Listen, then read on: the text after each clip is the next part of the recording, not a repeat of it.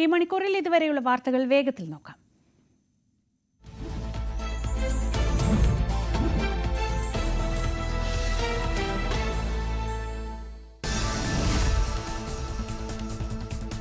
സംസ്ഥാനത്ത് വീണ്ടും നിപ്പ മരണം. മഞ്ചേരി മെഡിക്കൽ കോളേജ് ആശുപത്രിയിൽ ചികിത്സയിലിരിക്കെ മരിച്ച പാലക്കാട് കുമരമ്പത്തൂർ സ്വദേശിക്ക് നിപ്പ ഉണ്ടായിരുന്നെന്ന് പ്രാഥമിക പരിശോധനാ ഫലം. പാലക്കാട്, മലപ്പുറം ജില്ലകളിൽ വീണ്ടും നിപ്പ ജാഗ്രത.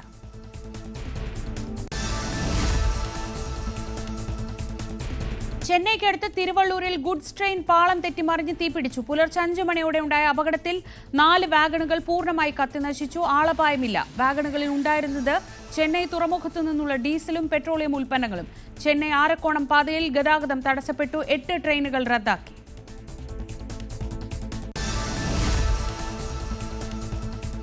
സ്കൂൾ സമയമാറ്റത്തിൽ സമവായമുണ്ടാക്കാൻ സർക്കാരും സമസ്തയും.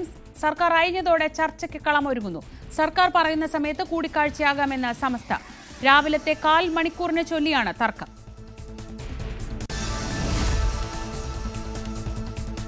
എഞ്ചിനീയറിംഗ് പ്രവേശനത്തിൽ വരുത്തിവെച്ച വിനയ്ക്ക് പരിഹാരം തേടി കേരളം. AICTE അനുവദിച്ച സമയം ഓഗസ്റ്റ് 14 തീരും. കീം പ്രതിസന്ധി നീങ്ങാതെ പ്രവേശനം നടക്കില്ല. കേരള സിലബസ് വിദ്യാർത്ഥികളുടെ ഹർജിയിലെ സുപ്രീം കോടതി നിലപാടും നിർണായകമാകും.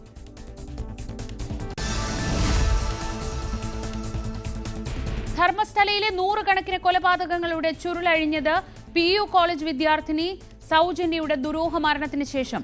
വർഷങ്ങൾക്ക് മുൻപ് സൗജന്യയുടെ മൃതദേഹം കണ്ടെത്തിയത് വീടിനടുത്തുള്ള കുറ്റിക്കാട്ടിൽ. ക്രൂരതയുടെ ചുരുളഴിച്ചത് ആക്ഷൻ കമ്മിറ്റിയുടെ പ്രവർത്തനം. വെളിപ്പെടുത്തൽ നടത്തിയ ശുചീകരണ തൊഴിലാളിക്ക് സുരക്ഷ കർശനമാക്കി പോലീസ്. പാലക്കാട് കാർ പൊട്ടിത്തെറിച്ചു മരിച്ച 2 കുട്ടികളുടെയും പോസ്റ്റ്മോർട്ടം ഇന്ന്. എംലീനയുടെയും ആൽഫ്രഡിന്റെയും മൃതദേഹങ്ങൾ പാലക്കാട് ജില്ലാ ആശുപത്രിയിൽ. സംസ്കാര ചടങ്ങിൽ തീരുമാനം പിന്നീട്. കുട്ടികളുടെ അമ്മയുടെ നില ഗുരുതരമായി തുടരുന്നു.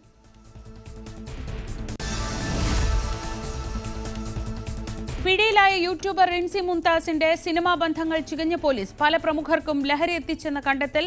ലഹരി ഇടപാടിന്റെ വിവരങ്ങൾ അന്വേഷണ സംഘത്തിന് ലഭിച്ചത് വാട്സ്ആപ്പ് ചാറ്റുകളിൽ നിന്ന്. റിൻസിയെ കസ്റ്റഡിയിൽ വാങ്ങി ചോദ്യം ചെയ്യും.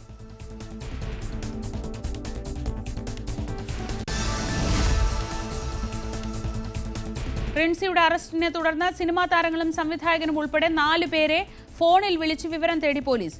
പോലീസ് വിളിച്ചത് 4 മാസമായി റിൻസിയുമായി നിരന്തരം ഫോണിൽ സംസാരിച്ചവർ.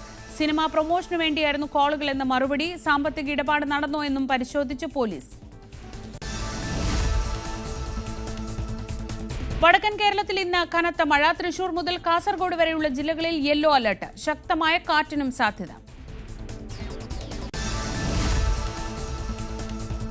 3 മാസം മാത്രം പ്രായമുള്ള നായ്ക്കുട്ടിയോട് ക്രൂരത. കെമിക്കൽ ലായനി മുഖത്തൊഴിച്ചതിനെ തുടർന്ന് നായ്ക്കുട്ടിയുടെ കാഴ്ച നഷ്ടപ്പെട്ടു. ആന്തരിക അവയവങ്ങൾക്ക് പൊള്ളലേറ്റു. ആക്രമണം പുത്തൻകുരിശ് സ്വദേശി നയനയുടെ വളർത്തുനായ്ക്ക് നേരെ. അയൽവാസികളാകാം ആക്രമണം നടത്തിയതെന്ന് പുത്തൻകുരിശ് പോലീസിൽ പരാതി.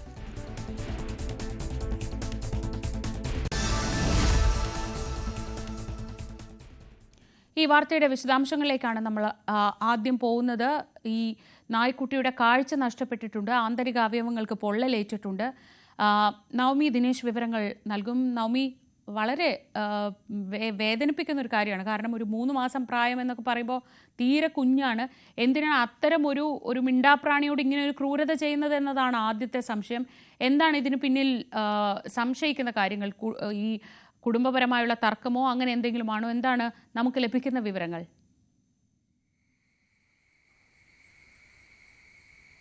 ശ്രീജ, ഞാനിപ്പോഴുള്ളത് പുത്തൻകുരിശ് നയനയുടെ വീട്ടിലാണ്. നയനയുടെ വളർത്തുമൃഗമാണ് 3 മാസം മാത്രം പ്രായമുള്ള പൂപ്പി. നമുക്ക് ഇവിടെ വരുമ്പോൾ തന്നെ കാണാം, ഈ പൂപ്പിൻ്റെ കൂടിനടുത്ത് ഒരു വെള്ള ലായനി, ഒരു വെള്ളപ്പൊടി പോലെ ഇവിടെ കാണുന്നുണ്ട്. അതായത് ഇവർ പറയുന്നത് ഇതിന് മുമ്പ്, നേരത്തെ ഈ സംഭവം നടക്കുന്നതിന് മുൻപ് ഇവിടെ ഇത്തരത്തിലൊരു പാടൊന്നും ഉണ്ടായിരുന്നില്ല. രാസലായനിയുടെ അവശിഷ്ടമാകാം എന്ന കാര്യമാണ് ഇവർ കുടുംബം സൂചിപ്പിക്കുന്നത്. എന്തായാലും ഇപ്പോൾ അത് പോലീസൊക്കെ എത്തി പരിശോധിക്കുന്നതിന് വേണ്ടി അവരിവിടെ വൃത്തിയാക്കാതെ അതുപോലെ തന്നെ ഇട്ടിരിക്കുകയാണ്. പൂപ്പിയുടെ ഇപ്പോഴത്തെ അവസ്ഥ വളരെ വിഷമിപ്പിക്കുന്നതാണ്. കാരണം അത് കയ്യിൽ അധിക നേരം എടുത്തു നിൽക്കാൻ പറ്റാത്തൊരു സാഹചര്യത്തിൽ അധികം വേദന കാരണം അത് കരയുകയാണ്. ഇപ്പോൾ വീട്ടിൻ്റെ ഉള്ളിലെയാണ് അതിനെ കിടത്തിയിരിക്കുന്നത്. നമുക്ക് ആ ദൃശ്യങ്ങൾ കാണുമ്പോൾ തന്നെ ഭയങ്കര മനസ്സ് വേദനിക്കുന്ന ദൃശ്യങ്ങൾ തന്നെയാണ്. അതിൻ്റെ മുഖത്തും കണ്ണിലുമൊക്കെ ഇതിൻ്റെ പാടുകളുണ്ട്. കണ്ണിൻ്റെ കാഴ്ചയൊക്കെ ഭാഗികമായും പൂർണ്ണമായും, ഒരു കണ്ണ് പൂർണ്ണമായും ഒക്കെ കാഴ്ച നഷ്ടപ്പെട്ട സാഹചര്യമാണ്. നമ്മളോടൊപ്പം നയനയും മകനും ചേരുന്നുണ്ട്. ഈ കുട്ടികളൊക്കെ അതിൻ്റെ കൂടെയാണ് കളിക്കുന്നത്. അതൊക്കെ വലിയ വിഷമത്തിലാണ് രണ്ട് കുട്ടികളും. നയനോട് തന്നെ ചോദിക്കാം, ആ കുടുംബവും ഏറെ വേദനയോടുകൂടി തന്നെയാണ്. നയന, എന്തായിരുന്നു സംഭവിച്ചത്? ഞങ്ങൾ വീട്ടിലുണ്ടായിരുന്നില്ല. കൊച്ചുകൾക്ക് സുഖമില്ലാന്നും പറഞ്ഞ് മിസ്സുമാർ സ്കൂളിൽ നിന്ന് വിളിച്ചപ്പോൾ ഞാൻ പോയി. അപ്പോൾ അവർ ഗവൺമെൻറ് ഹോസ്പിറ്റൽ ഇവിടെ വടകൂട് ആശുപത്രിയിൽ ഒബ്സർവേഷനിലായിരുന്നു. അപ്പോൾ ഞങ്ങൾ 5 മണിയായപ്പോഴാണ് വീട്ടിലെത്തിയത്. എൻ്റെ ഹസ്ബൻഡും പപ്പയൊന്നും സ്ഥലത്തുണ്ടായിരുന്നില്ല. അവരൊക്കെ അവരുടേതായ ജോലി കാര്യങ്ങളൊക്കെ ആയിട്ട് നടക്കുമായിരുന്നു. പപ്പ ഇടുക്കിയിലായിരുന്നു. അമ്മ ഉച്ചയ്ക്ക് കമ്പനിയിൽ, ഇവിടെ ഒലാം കമ്പനിയിലാണ് പോണത്. അപ്പോൾ പോകാൻ നേരം പട്ടിക്കുഞ്ഞിനെ കൂട്ടിൽ പൂട്ടിയിട്ടിട്ട് ഗേറ്റും പൂട്ടിയിട്ടിട്ട് പോയിന്ന് എനിക്ക് വോയിസ് അയച്ചു. കാരണം അവന് കുഞ്ഞായതുകൊണ്ട് ഗേറ്റിൻ്റെ ഇടവഴി ചാടി പോകാതിരിക്കാൻ വേണ്ടി കട്ട വെച്ചിട്ടുണ്ട്. പിന്നെ ആരെങ്കിലും വന്ന് ഗേറ്റ് തുറന്ന് വല്ല പോസ്റ്റ്മാനെ വന്നാൽ പോവാതിരിക്കാൻ വേണ്ടി കൂട്ടിലിട്ടിട്ടാണ് പോയെന്ന് വോയിസ് അയച്ചിട്ട് അമ്മ കമ്പനിയിൽ പോയി. ഞങ്ങൾ പിള്ളേരുടെ ട്രിപ്പെല്ലാം കഴിഞ്ഞ് ഇവരെ ഡിസ്ചാർജ് ചെയ്ത് വീട്ടിൽ വന്നപ്പോൾ ഇവന് ഇങ്ങനെ ഒരു രൂപത്തിലായിരുന്നു. ഒരു ഭീകരാവസ്ഥയായിരുന്നു അത്. എനിക്കത് ഓർക്കുമ്പോൾ നല്ല വിഷമമുണ്ട്. പിന്നെ എന്താ പറ്റിയെന്ന് നമുക്ക് അറിയില്ല. ആ സമയത്ത് അവന് എന്തോ അറ്റാക്ക് ചെയ്തു എന്നറിയാം. അടിച്ചതാണോ വല്ല പട്ടിയോ വേറെ വലിയ പട്ടിയൊക്കെ വന്ന് മാന്തിയതാണ്. ഇത് കുഞ്ഞല്ലേ, അപ്പോൾ എന്തെങ്കിലും പാമ്പോ പട്ടിയൊക്കെ അറ്റാക്ക് ചെയ്തതായിരിക്കും, അങ്ങനെയായിരിക്കും എന്ന് ഓർത്തിരുന്നു. ഒരു മനുഷ്യൻ ചെയ്തതാണോ എന്ന് നമുക്ക് അന്നേരം ഒന്നും ചിന്തിക്കാൻ പറ്റില്ല. കാരണം ഒന്നെങ്കിൽ അവരാരെങ്കിലും തല്ലിയതാകാം. കാരണം കൂട്ടിയിട്ടേക്കണേനെ കൂട്ടിലിട്ട് തല്ലാൻ പറ്റില്ലല്ലോ. അപ്പോൾ അങ്ങനെ ഇരുന്നു. പിന്നീട് ഹോസ്പിറ്റലിൽ ഞങ്ങൾ ഫസ്റ്റ് തന്നെ ഹെൽപ്പിന് വേണ്ടി പുത്തൻകുരിശ് പോലീസ് സ്റ്റേഷനിൽ വിളിച്ചു. സാർ എന്താ ചെയ്യേണ്ടത്, ഇങ്ങനെ ഒരു ഇത് കണ്ടു എന്ന് പറഞ്ഞു. കാരണം അതും ഒരു നിയമവശമായിട്ട് പോകുമ്പോൾ അവർക്ക് ജീവിക്കാനുള്ളൊരു അവകാശമല്ലേ. അപ്പോൾ അവർ പറഞ്ഞു എത്രയും പെട്ടെന്ന് ഹോസ്പിറ്റലിൽ പട്ടിക്കുഞ്ഞിനെ കൊണ്ടുപോകും. അവർ വന്ന് ഒരു അടുത്തുണ്ടായിരുന്നതുകൊണ്ട് അവർ വന്നിട്ട് പറഞ്ഞു അതിനെയും കൊണ്ട് ഹോസ്പിറ്റലിൽ കൊണ്ടുപോയിക്കോ, എത്രയും പെട്ടെന്ന് ട്രീറ്റ്മെൻറ്റ് ചെയ്യുക, ബാക്കി നമുക്ക് നോക്കാമെന്ന് പറഞ്ഞു. അപ്പോൾ അടുത്തുണ്ടായിരുന്ന ഫെലിക്കൻ ഹോസ്പിറ്റലായിരുന്നു. അവരവിടെ വന്ന് തന്നെ അവനെ മാക്സിമം നല്ല രീതിയിൽ അവർ ട്രീറ്റ് ചെയ്തു. അത് ലാബ് ടെസ്റ്റിലാണ് അറിയണത് ഇതെന്തോ കെമിക്കൽ തന്നെയാണെന്ന് പറഞ്ഞു. വെച്ചാൽ വെള്ളമൊന്നുമല്ല, കെമിക്കൽ എന്തോ വീണതാണ്. കുഞ്ഞിൻ്റെ കണ്ണിൻ്റെ കാഴ്ച, ഒരു കണ്ണിൻ്റെ കാഴ്ച പോയിട്ടുണ്ട്. ഒരു കണ്ണിൻ്റെ കാഴ്ച ഭാഗികമായിട്ടുള്ളൂ. ചെവിക്കാണെങ്കിലും ഉള്ളിൽ എന്തെങ്കിലുമൊക്കെ പ്രശ്നമുണ്ടോ? അവർ ആ ഡോക്ടർ വായ പൊളിച്ച് നോക്കി. അപ്പം അതിൻ്റെ ഞാൻ വിഷ്വൽസ് എടുത്തിട്ടുണ്ട്. അപ്പം എൻ്റെ വായും നാക്കും ഒക്കെ പൊള്ളിയിട്ടുണ്ട്. അപ്പം അത് ഇൻറ്റേർണൽ ഓർഗൻസിനെ, ത്രോട്ട് അടക്കം ഇൻറ്റേർണൽ ഓർഗൻസിനെ ബാധിച്ചിട്ടുണ്ട്. ആഹാരം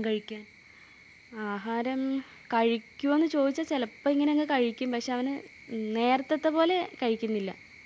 വെള്ളമാണേലും വെള്ളം കുടിക്കുന്നുണ്ട്. ചില സമയം ഇങ്ങനെ കുറച്ച് നേരം കിടന്നിട്ട് വെള്ളം കുടിക്കും. പക്ഷെ അവന് നടക്കാനൊക്കെ ഉള്ള ബുദ്ധിമുട്ട്, കാലിൻ്റെ അടിയൊക്കെ ഇങ്ങനെ വെന്ത് പോലെ നിങ്ങൾക്ക് സ്മെല്ല് തോന്നിയില്ലേ വന്നപ്പോൾ. അപ്പം അങ്ങനെ ഒരു ബുദ്ധിമുട്ടിലാണ് അവന്. ആരാണ് ഈ ക്രൂരത ചെയ്തതെന്നാണ് നിങ്ങൾ കരുതുന്നത്? അതിപ്പോൾ നമുക്ക് പറയാൻ പറ്റില്ല. ഒന്നെങ്കിൽ ഞങ്ങളോട് പേഴ്സണലി നമ്മളെ മാനസികമായിട്ട് ബുദ്ധിമുട്ടിലാക്കണം എന്ന് വിചാരിക്കുന്നവരായിരിക്കാം, അല്ലെങ്കിൽ നമ്മളെ എന്തെങ്കിലും അറ്റാക്ക് ചെയ്യണമെന്ന് ഈ പട്ടിക്കുഞ്ഞിനോട് എന്തെങ്കിലും വിരോധമുള്ളവരായിരിക്കാം. ഇതൊന്നും അല്ലാന്നുണ്ടെങ്കിൽ ഒരു കള്ളന്മാരോ അങ്ങനെയുള്ളവരാണെങ്കിൽ ഇത്ര കുഞ്ഞിനെ ഉപദ്രവിക്കേണ്ട കാര്യമില്ലല്ലോ. അവർക്ക് കട്ടുകൊണ്ട് എടുത്തുകൊണ്ട് പോകാൻ കൂട്ടിക്കിടക്കുന്നതിന് ആളില്ലാത്ത സമയത്ത് അങ്ങനെ ഒരു മോഷണശ്രമം അങ്ങനെയൊക്കെ ആയിരിക്കുമെന്നൊക്കെ അങ്ങനെയൊന്നും. പോലീസിന് നൽകിയ പരാതിയിൽ ഒരു അയൽവാസിയെ സംശയമുണ്ടെന്നാണ് സൂചിപ്പിക്കുന്നത്. അതെന്തുകൊണ്ടാണ് അവരിലേക്ക് സംശയം നീളാനുള്ള ഒരു കാരണം? സംശയം ഉണ്ടെന്നേ ഉള്ളൂ. ഈ പറഞ്ഞ പോലെ അവരുടെ കുഞ്ഞിനെ കടിക്കാൻ ചെന്നു എന്നും പറഞ്ഞുകൊണ്ട് ഈ 2 മാസമായ കൊച്ച് പട്ടിക്കുഞ്ഞ് കടിക്കാൻ ചെന്നെന്നും പറഞ്ഞ് അവർ കംപ്ലൈൻറ്റ് കൊടുത്തു. അപ്പോൾ കംപ്ലൈൻറ്റ് വരാൻ കുഞ്ഞല്ലേ അവൻ, 2 മാസമായ കുഞ്ഞ് എന്തോരം കാട്ടി നടക്കും. ഒരു 2 വയസ്സുള്ളൊരു കൊച്ചിൻ്റെ പ്രകൃതമായിരിക്കും. അപ്പോൾ അത് കടിക്കാൻ ചെന്നെന്ന് കംപ്ലൈൻറ്റ് കൊടുത്തപ്പോൾ അവർ ചെയ്തതായിരിക്കുമോ എന്ന് നമ്മളിങ്ങനെ ഓർത്തു. അറിയില്ല. അതിപ്പോൾ പോലീസ് കംപ്ലൈൻറ്റ് കൊടുത്തിട്ടുണ്ട്. അവർ എന്താണ് പോലീസിൽ നിന്നും ലഭിക്കുന്ന വിവരം എന്താണ്? പുത്തൻകുരിശ് പോലീസിനാണ് പരാതി നൽകിയത്. ഇന്ന് വിളിപ്പിച്ചിട്ടുണ്ടോ? ഇന്ന് 10 മണിക്ക് 10:30 10 മണിക്ക് അവരോടും 10:30 ഞങ്ങളോടും ചെല്ലാൻ പറഞ്ഞിട്ടുണ്ട്. അവിടെ ചെല്ലുമ്പോൾ എന്താ സംസാരിക്കണേന്ന് വഴി അറിയാം. ആ ഭാഗത്ത് നവമി CCTV അങ്ങനെ എന്തെങ്കിലും? ബാക്കിയുള്ള ചികിത്സയൊക്കെ എങ്ങനെയാണ്? ഡോക്ടർമാരെന്താണ് പറയുന്നത്? പ്രാഥമിക ചികിത്സ എന്ന് പറഞ്ഞോണം അവിടെ തെലിക്കണിയിൽ നിന്ന് അവർ കൊടുത്തു. പിന്നെ അവർ മെഡിസിനൊക്കെ തന്നിട്ടുണ്ട്, ഒരുവിധം എല്ലാ മെഡിസിനും. അപ്പോൾ ഗവൺമെൻറ് ഹോസ്പിറ്റലിൽ കാണിച്ചപ്പോൾ സെയിം മെഡിസിൻ തന്നെ ഫോളോ അപ്പ് ചെയ്താൽ മതി. പിന്നെ 1-2 ഓയിൽമെൻറ്റും കണ്ണിലും ചെവിയിലൊക്കെ ഒഴിക്കാൻ, പിന്നെ മുറിവിലൊക്കെ പുരട്ടാനുള്ള കുറച്ചും കൂടി മെഡിസിൻ അവർ പ്രിസ്ക്രൈബ് ചെയ്ത് തന്നിട്ടുണ്ട്. ഈ വീട്ടിൽ CCTV ഇല്ല അല്ല, ഈ ഭാഗത്ത് എവിടെയെങ്കിലും CCTV കിട്ടുന്നുണ്ടോ? നമുക്കിത് ആരാണ്, പോലീസിനായാലും ഒരു തെളിവ് വേണമല്ലോ, ആരാണ് ഇവിടെ ഇത് ക്രൂരത ചെയ്തതെന്ന് കണ്ടെത്താൻ. ഇപ്പോൾ CCTV വല്ലതും പരിശോധിച്ചിട്ടുണ്ടായിരുന്നു? സാധാരണക്കാരെ ഒരു വീട്ടിൽ CCTV ഒന്നും അങ്ങനെ ഇല്ലല്ലോ. ഉണ്ടായിരിക്കാം, ഇവിടെ ഇല്ല. പിന്നെ വേറൊരു കുറച്ച് പുറകിലൊരു വീട്ടിലുണ്ട്, പക്ഷെ എന്നാൽ എൻ്റെ വിഷ്വൽസ് ഇവിടം വരെ അങ്ങനെ കിട്ടില്ല. അപ്പോൾ അത് കിട്ടുമെങ്കിലും ഈ വഴി വരെ, നമ്മുടെ ഫ്രണ്ടിലത്തെ വഴിയിൽ ആരെങ്കിലും ക്രോസ് ചെയ്ത് വന്നാൽ കിട്ടും. പക്ഷെ അതിനപ്പുറത്തെ തോട്ടത്തിക്കടയൊക്കെ ആർക്കെങ്കിലും കയറി വരുമോ എടുക്കുകയോ ചെയ്തെന്ന് വെച്ചാൽ അത് നമുക്ക് അറിയില്ല. അയൽക്കാരോടൊക്കെ അന്വേഷിച്ചു, ഈ സംശയമായിട്ടുള്ള രീതിയിൽ ആരെങ്കിലും ഇങ്ങോട്ടേക്ക് വരുന്നതോ മതിൽ ചാടി കിടക്കുന്നതോ ആയിട്ട് അവർ കണ്ടെന്ന് വല്ലതും പറഞ്ഞിട്ടുണ്ടോ?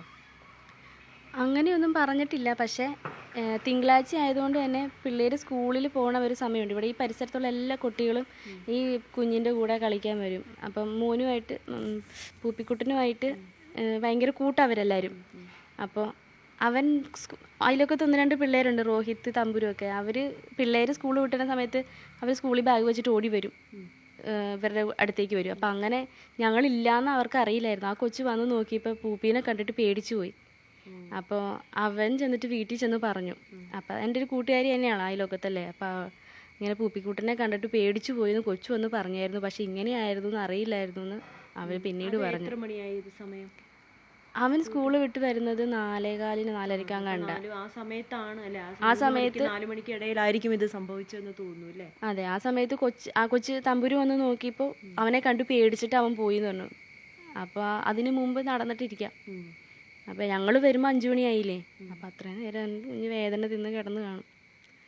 എന്തായാലും നിയമ നടപടികളുമായിട്ട് മുന്നോട്ട് പോകാൻ തന്നെയാണ് തീരുമാനിച്ചിരിക്കുന്നത് അല്ലേ?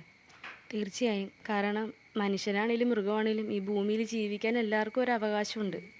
അത് നമ്മുടെ കയ്യിൽ വന്ന് പെട്ടുകൊണ്ട് ഈ അപ്പൻ്റെ അമ്മയുടെയും കൂടെ വന്നുകൊണ്ടാണ് എനിക്കിത് വന്നതെന്ന് ഇനി ആ പട്ടിക്കുഞ്ഞിനും ഒരു ബുദ്ധിമുട്ടുണ്ടാവരുത്. അവൻ്റെ അവകാശം നേടിയെടുത്ത് കൊടുക്കാൻ നമ്മൾ കൂടെ നിൽക്കും. ശ്രീജ, അതാണ് ഈ വളർത്തുമൃഗങ്ങളുള്ള എല്ലാവർക്കും ഈ കുടുംബത്തിൻ്റെ നയനയുടെ വിഷമം മനസ്സിലാകും. നമ്മളെയൊക്കെ വളർത്തുമൃഗങ്ങളുള്ളത് നമ്മുടെ വീട്ടിലെ സ്വന്തം അംഗത്തെ പോലെ, നമ്മുടെ ഒരു കുഞ്ഞിനെ പോലെയാണ് അതിനെ നോക്കുന്നത്. നമ്മുടെ കുഞ്ഞിന് എന്തെങ്കിലും പറ്റിപ്പോയാൽ നമുക്ക് എത്രമാത്രം വിഷമം ഉണ്ടാകുമോ അതേ സാഹചര്യമാണ് ഈ വളർത്തുമൃഗത്തിനും സംഭവിക്കുമ്പോൾ ഉണ്ടാകുന്നത്. എന്തായാലും ഈ ക്രൂരത ചെയ്തത് ആരായാലും അവരെ നിയമത്തിന് മുന്നിലേക്ക് കൊണ്ടുവരണമെന്ന് തന്നെയാണ് നയനയുടെയും കുടുംബത്തിൻ്റെയും ആവശ്യം. അതിനുവേണ്ടി പുത്തൻകുരിശ് പോലീസിനെ സമീപിച്ചിട്ടുണ്ട്. പോലീസ് ഇവരെ വിളിച്ചിട്ടുണ്ട്. ഇവർ പറയുന്ന ഒരു സംശയം തോന്നുന്ന ഒരു അയൽക്കാർക്കെതിരെ ഒരു സംശയം പ്രകടിപ്പിക്കുന്നുണ്ട്. അവരെയും ഇന്ന് സ്റ്റേഷനിലേക്ക് വിളിച്ചു വരുത്തിയിട്ടുണ്ട്. എന്തായാലും ആരാണ് ഈ ക്രൂരത ചെയ്തതെങ്കിലും അവരെ നിയമത്തിന് മുന്നിൽ കൊണ്ടുവരണമെന്നാണ് കുടുംബം പറയുന്നത്. വലിയ വേദനയോടുകൂടി തന്നെയാണ് ആ നായ്ക്കുട്ടീനെ നമുക്കിപ്പോൾ കാണിക്കാൻ കഴിയില്ല. അത് വേദന കൊണ്ട് അകത്ത് കിടക്കുകയാണ്, അതിനെ കട്ടിൽ കിടത്തിയിരിക്കുകയാണ്, അത് ഉറങ്ങുകയാണ്. വലിയ പേടിച്ചാണ് അത് ഇരിക്കുന്നതെന്നാണ് കുടുംബം പറയുന്നത്. ശ്രീജ. ശരി നവമി, നയന കണ്ണുകൾ നിറയുന്നത് കണ്ടപ്പോൾ എൻ്റെയും കണ്ണുകൾ നിറഞ്ഞു. കാരണം നയനയുടെ ആ അവസാനത്തെ വാചകം വളരെ ഹൃദയത്തിൽ കൊള്ളുന്നതായിരുന്നു. ഈ വീട്ടിലേക്ക് വന്നതുകൊണ്ട് മാത്രം അതിനിങ്ങനെ വന്നെങ്കിൽ അതിൻ്റെ അവകാശത്തിന് വേണ്ടി നമ്മൾ നിൽക്കണ്ടേ എന്ന ചോദ്യം ഏതൊരു ഇങ്ങനെ വളർത്തുമൃഗങ്ങളുള്ള ആർക്കും അത് വളരെ അധികം ഫീൽ ചെയ്യുന്നതാണ്. അപ്പോൾ എന്തായാലും ആ ചെറിയ നായ്ക്കുഞ്ഞിന് 3 മാസമേ പ്രായമായിട്ടുള്ളൂ. പൂപ്പിക്കും ഒപ്പം പൂപ്പിയുടെ കുടുംബത്തിന് നീതി കിട്ടണം. ആരിങ്ങനെ ഒരു ക്രൂരത ചെയ്താലും അവർ നിയമത്തിൻ്റെ മുന്നിലേക്ക് വരികയും വേണം. നവമി ദിനേശാണ് വിവരങ്ങൾ നൽകിയത്. പുത്തൻകുരിശിലെ നയനയുടെ വീട്ടിൽ നിന്ന് 3 മാസം മാത്രം പ്രായമുള്ള നായ്ക്കുഞ്ഞിന് നേരെയാണ് ഇങ്ങനൊരു അതിക്രമം ചെയ്തത്. കെമിക്കൽ ലായനി അതിൻ്റെ ശരീരത്തേക്ക് ഒഴിച്ചു എന്നതാണിപ്പോൾ പ്രാഥമികമായി മനസ്സിലാവുന്നത്. പോലീസ് ഈ വിഷയത്തിൽ അന്വേഷണം നടത്തുന്നുണ്ട്. മറ്റ് വാർത്തകളിലേക്ക് പോകാം. കൊച്ചിയിൽ MDMAയുമായി യൂട്യൂബർ അറസ്റ്റിലായ കേസിൽ സിനിമാ താരങ്ങളും സംവിധായകനും ഉൾപ്പെടെ 4 പേരെ ഫോണിൽ വിളിച്ച് പോലീസ് വിവരം തേടിയിട്ടുണ്ട്. റിൻസിയെ സ്ഥിരമായി ഫോണിൽ വിളിച്ചവരാണ് ഇവരുമായി പണമിടപാട് നടന്നിട്ടുണ്ടോ എന്നതടക്കമുള്ള കാര്യങ്ങൾ പോലീസ് പരിശോധിക്കുന്നുണ്ട്. ഇതിനിടെ കൊച്ചിയിലെ മറ്റൊരു പ്രധാനപ്പെട്ട ലഹരി ഇടപാടുകാരിയായ പള്ളുരുത്തി സ്വദേശി ലിജിയെ പോലീസ് പിടികൂടിയിട്ടുണ്ട്. നവമി തന്നെയാണ് അതിൻ്റെ വിശദാംശങ്ങൾ കൂടി നൽകുക. നവമി, റിൻസിയുമായി ഏത് തരത്തിൽ ബന്ധമുള്ള ആളുകളെയാണ് ഇപ്പോൾ പോലീസ് വിളിച്ച് വിവരം തേടിയത്? അതായത് നിരന്തരം റിൻസിയുമായി സംസാരിച്ചിട്ടുണ്ട് എന്നാണോ, അല്ലെങ്കിൽ സാമ്പത്തിക ഇടപാടുകൾ നടത്തിയിട്ടുണ്ടെന്നാണോ? എന്താണ് നമുക്ക് ലഭിക്കുന്ന വിവരങ്ങൾ?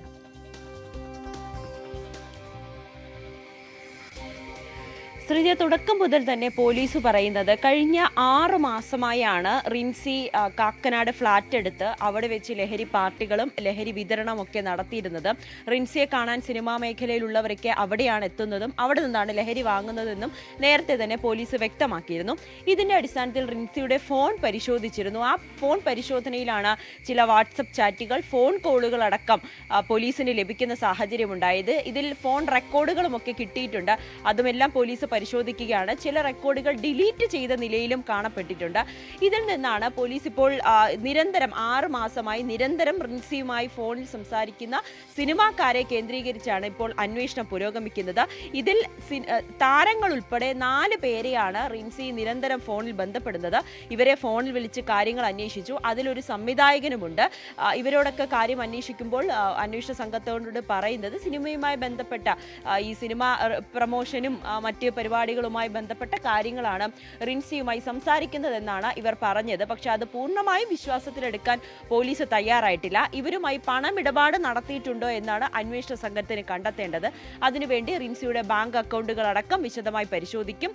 ഗൂഗിൾ പേ വഴി നൽകിയിട്ടുള്ള ആർക്കൊക്കെയാണ് പണമിടപാട് നടത്തിയിട്ടുള്ളത്, ഇവരുമായിട്ടുള്ള വാട്സപ്പ് ചാറ്റുകൾ ചിലതൊക്കെ ഡിലീറ്റ് ചെയ്തിട്ടുണ്ട്. ഇതെല്ലാം തിരിച്ചെടുക്കുന്നതിനു വേണ്ടി റിൻസിയുടെ ഫോൺ ശാസ്ത്രീയ പരിശോധനയ്ക്ക് അയക്കുവാനും അന്വേഷണ സംഘം തീരുമാനിച്ചിട്ടുണ്ട്. തുടക്കം മുതൽ തന്നെ, അതായത് റിൻസി പിടിയിലായ സമയം മുതൽ തന്നെ അന്വേഷണ സംഘം അറിയിക്കുന്ന വിവരം ഇങ്ങനെ തന്നെയായിരുന്നു. സിനിമാ മേഖലയിലുള്ളവർക്ക് ലഹരി എത്തിക്കുന്നതിൽ മുഖ്യ പങ്ക് വഹിക്കുന്ന ഒരാളായിരുന്നു റിൻസി എന്നത്.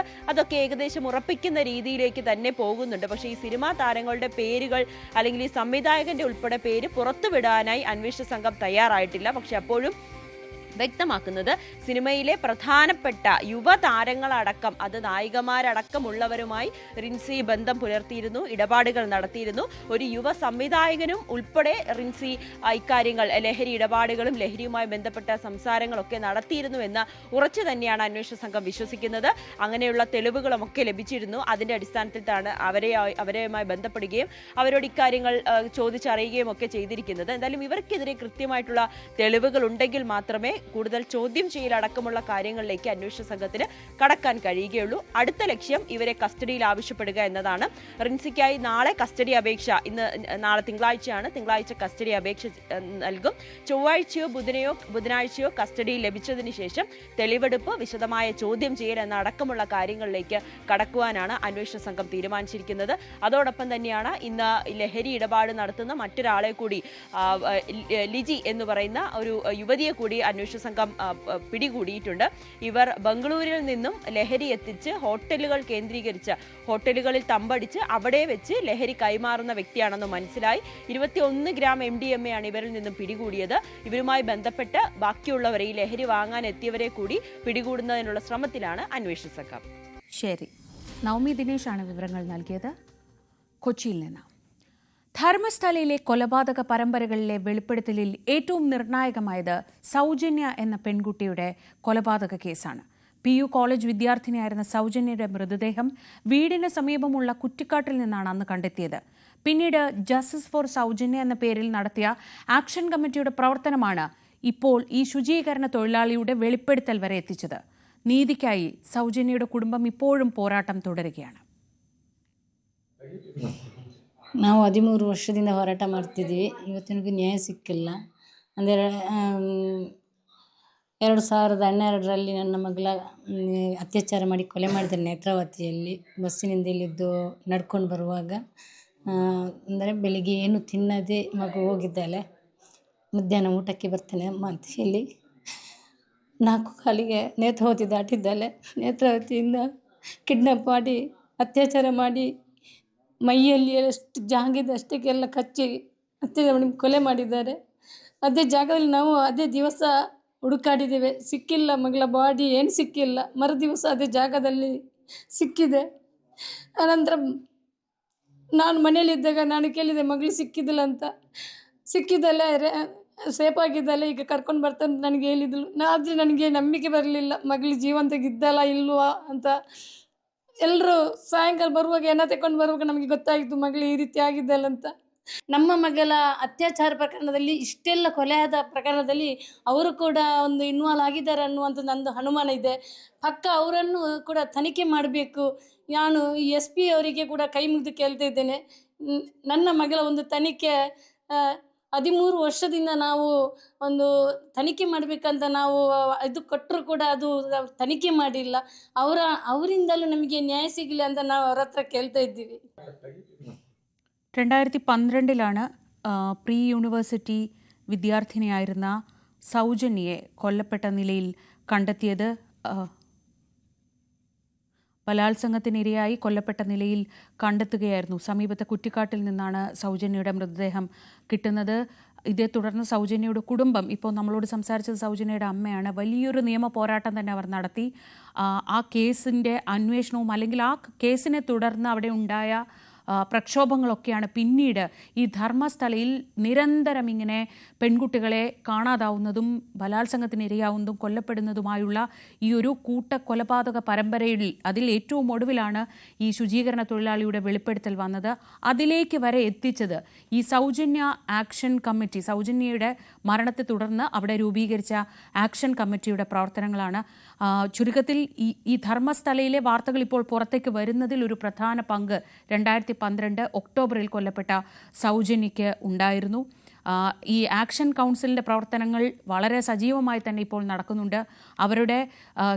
അവരാണിപ്പോൾ ഈ ശുചീകരണ തൊഴിലാളിയെ പോലീസിനും കോടതിക്ക് മുന്നിൽ എത്തിക്കുന്നതുമൊക്കെ വരെ ചെയ്തത്. ഈ ആക്ഷൻ കമ്മിറ്റി ഭാരവാഹിയുടെ വാക്കുകൾ കൂടി കേൾക്കാം.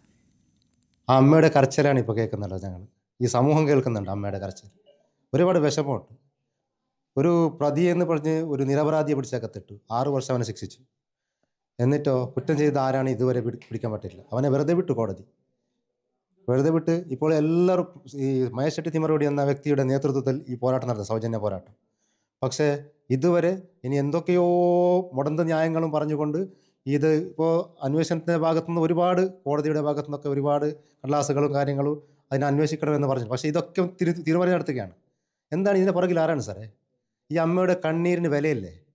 ഇതൊരു കണ്ണുനീരല്ലേ? ഒരു പെൺകുട്ടിയുടെ ബലാത്സംഗം ചെയ്ത കൊലപാതകമാണ്, വേറെ ഒന്നുമല്ല. ഇപ്പോൾ പുറത്തു വരുന്ന വിവരങ്ങളോ ഒരുപാട് അസ്ഥികൂടങ്ങൾ ഇവിടെ ഉണ്ടെന്നാണ്. എന്താണ് സാർ? ഏത് ലോകത്താണ് സാർ ഞങ്ങളുള്ളത്? അപ്പോൾ ഇവിടെ നീതിയില്ല സാറേ, ന്യായമല്ലേ? ഇതറിയണ്ടേ ജനങ്ങൾ? ഇപ്പോൾ ജനങ്ങൾ എന്താണ്, ജനങ്ങൾ വിഡ്ഢികളാണോ? ഇതൊന്നും അന്വേഷിക്കണ്ടേ സാറേ? ഞങ്ങളിപ്പോൾ ഈ അമ്മയുടെ കണ്ണുനീര് എന്താണ് വിവരം എന്ന് അറിയാൻ വേണ്ടി ഇങ്ങോട്ട് വന്നത്. ഞങ്ങൾക്ക് ഈ അമ്മയുടെ കണ്ണുനീര് കാണുമ്പോഴാണ് സാറേ രാത്രി ഉറക്കം വരുന്നില്ല സാറേ. ഈ വീഡിയോ ഒക്കെ കാണുമ്പോൾ പലതും ഞങ്ങൾ കേട്ടും കണ്ടും അറിയാത്ത കാര്യങ്ങൾ ഇപ്പോൾ സംഭവിക്കുന്നുണ്ട്. ഇതിൻ്റെ വാസ്തവം എന്താണ് ജനങ്ങൾ അറിയണം, തിരിച്ചറിയും. ഇല്ലെങ്കിൽ ജനങ്ങൾ തന്നെ മുന്നോട്ട് ഇറങ്ങി ഇത് കണ്ടെത്താനുള്ള ശ്രമത്തിലാണ്. അന്വേഷണ ഉദ്യോഗസ്ഥന്മാരുടെ ഭാഗത്തു നിന്ന് ഒരു അന്വേഷണം ഉണ്ടായില്ലെന്നുണ്ടെങ്കിൽ മൊത്തം ജനങ്ങൾ ഇളകുകയാണ്. ഇനി നോക്കിയിട്ട് കാര്യമില്ല. ഈ പണമുള്ളവനും പണം ഇല്ലാത്തവനും രണ്ട് താരതമ്യം പാടില്ല. നീതി എല്ലാവർക്കും ഒരുപോലെ അല്ലേ സാറേ? KV ബൈജു വിവരങ്ങളുമായി.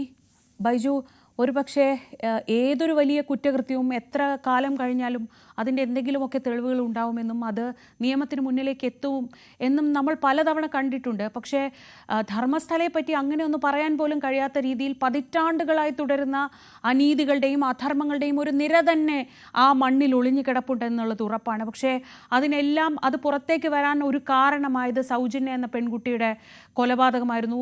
ബലാത്സംഗത്തിനിരയായി കൊല്ലപ്പെട്ട നിലയിൽ കണ്ടെത്തിയ ആ പെൺകുട്ടിയുടെ പേര് അല്ലെങ്കിൽ സൗജന്യ കൊലക്കേസാണ് ഇതിലേക്കൊക്കെ വഴിവെച്ചത് എന്ന് പറയാം. സൗജന്യയുടെ കൊലപാതകത്തെപ്പറ്റി ഒരു വീഡിയോ ചെയ്ത യൂട്യൂബറെ വരെ അറസ്റ്റ് ചെയ്യുന്ന സാഹചര്യമൊക്കെ ഉണ്ടായിട്ടുണ്ട്. ഇപ്പോൾ ഈ സൗജന്യയുടെ കുടുംബം ഇതിൻ്റെ മുന്നിൽ എത്രത്തോളം ശക്തമായി നിൽപ്പുണ്ട്? ഈ ഒരു ഇങ്ങനെ ധർമ്മസ്ഥലയിൽ ഒളിഞ്ഞു കിടക്കുന്ന രഹസ്യങ്ങൾ പുറത്തു കൊണ്ടുവരുന്നതിൽ സൗജന്യ എന്ന പേരിനുള്ള പ്രാധാന്യം എത്രത്തോളമുണ്ട്?